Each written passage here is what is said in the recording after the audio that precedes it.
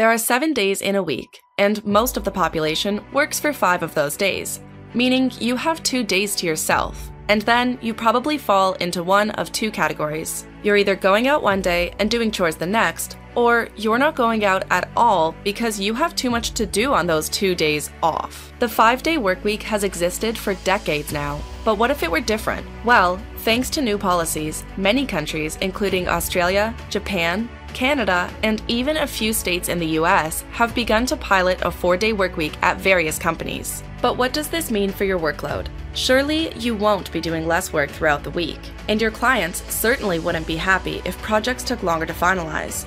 It all just sounds a little too good to be true. So what are the potential downsides, and how exactly would a 4-day workweek work?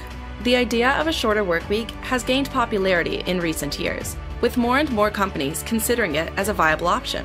A 4-day workweek would involve working the same number of hours as a traditional 5-day workweek, but over the course of 4 days instead of 5. There are many benefits of a 4-day workweek.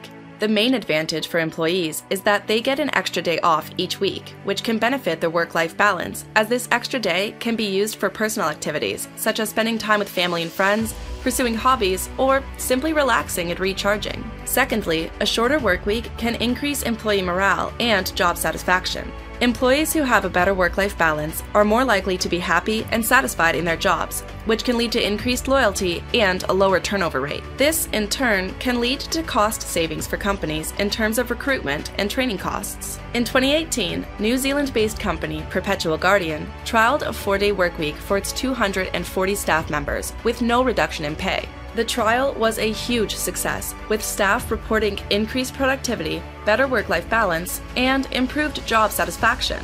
The company also reported increased profits as well as a reduction in absenteeism and staff turnover. There are, however, some potential negatives to a 4-day workweek. One potential issue is that employees may find it difficult to manage their workload over 4 days, particularly if they have a lot of tasks to complete, which could alternatively lead to increased stress and may require employees to take work home with them. Additionally, companies may need to hire new staff to cover the extra day off, which could increase costs. And of course, not every profession is able to have a 4-day workweek.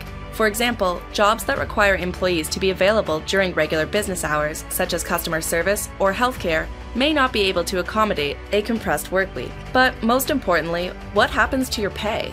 Optimally, your pay wouldn't change, as you would be doing the same amount of work within 4 days instead of 5. Some employers, however, may choose to reduce employee pay to reflect the shorter workweek, which can be a financial burden for workers and particularly challenging for low-wage workers who are already struggling to make ends meet. It's important to note that the positives and negatives of a 4-day workweek will depend on the specific industry and company. For some businesses, a 4-day workweek may not be feasible, while for others, it may be a successful and extremely beneficial option.